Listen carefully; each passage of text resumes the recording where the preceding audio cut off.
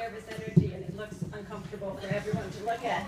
So now you get to see me stand with nervous energy. Yeah. Hi, the humans of Liverpool. Thank you for being here. This is so exciting. You are the first book signing of the UK, which is like, wow, you guys have so much to live up to in my mind. Like, tonight is the night that you set expectations that I carry with me for the rest of this tour. So no pressure or anything, but like be really memorable. Okay, thank you. So before we get into the signing, we're gonna do some Q&A. Yeah! Watch this. I just want to prove how strong I am for a second. Did it perfect. So strong. Okay, so if anyone has any questions, please raise your hand, like school, which I think you guys are probably all either avoiding right now or something. I've been following you guys all on Twitter and Tumblr all day, looking at everything. So thank you for all of you that have evaded real human adult responsibilities to be here with me tonight. This will be not informative or good for you, but it'll be fun. Okay, let's get into some questions. Yes, you right there. Why is it fabulous? Start real light. I mean, I'm wearing like a Kardashian Ghostbusters outfit tonight, so it's not fabulous. It is yeah, that's kind of how I define my style on all levels. But thank you. I like your scarf. I think it's really fabulous. A puppy wasn't born. Yes. Yes. So you've been blonde and brunette, and so have I. Do you think it's true that blondes have more fun? Do blondes have more fun? Yeah. I feel like. Oh, okay, some. Yeah.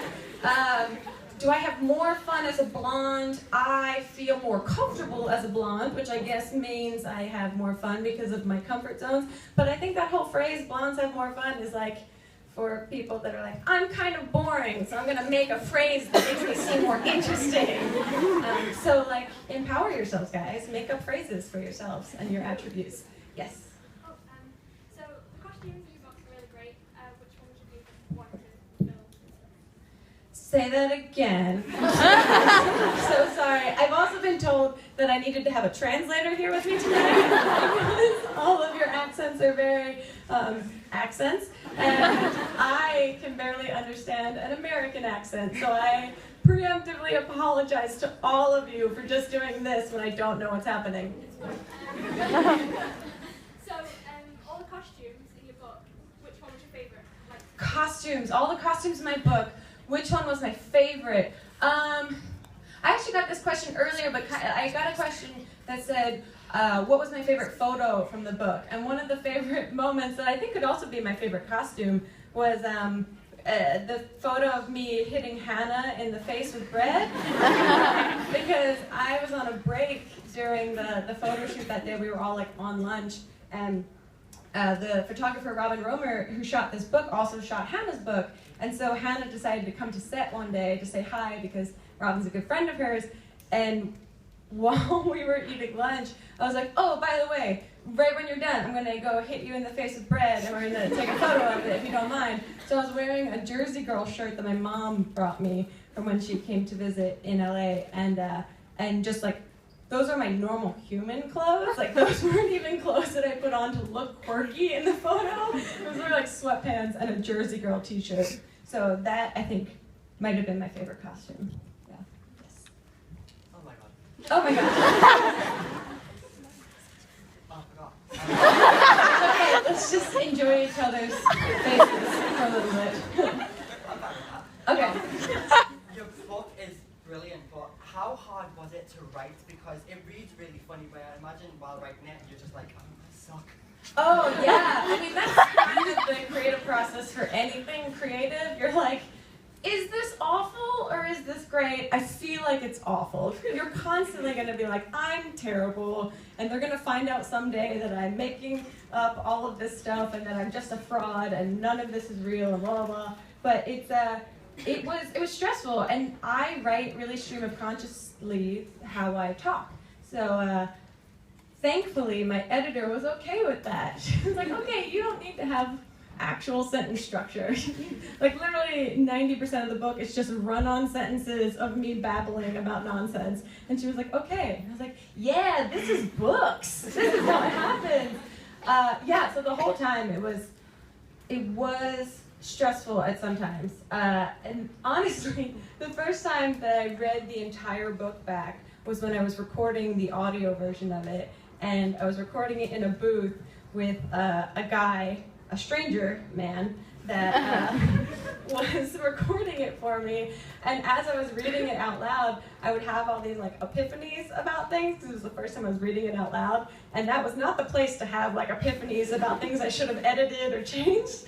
But it was also the first time that I read all of my mom's words of wisdom, because when she sent those to me, I just forwarded them to my editor like instantly. I was like, deadline, go, send. I have other things to worry about. And I would read them in the audio recording sessions, being like, don't sit under an apple tree waiting for oranges to grow. Oh, Mom, that's sweet. He's like, can you do it one more time without the, oh, Mom, that's sweet?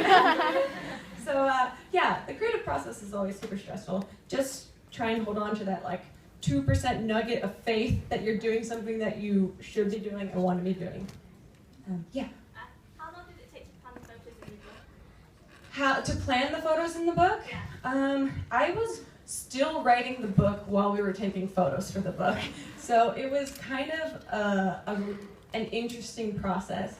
And it's a testament to Robin as a photographer that she was able to just, without question, I would say, hey, we need bread for this photo. I haven't written this part yet, but trust me, it's in the book. I need to hit Hannah with it. And she'd be like, great, got it, we have a loaf. And this is fantastic.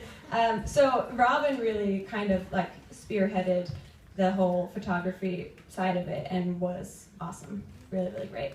Okay, let's go to the, yeah, right there. Have you picked up any like British terms? Yeah. Have I picked up any British Like terms, like phrases. phrases? Tim's? Is that what you said?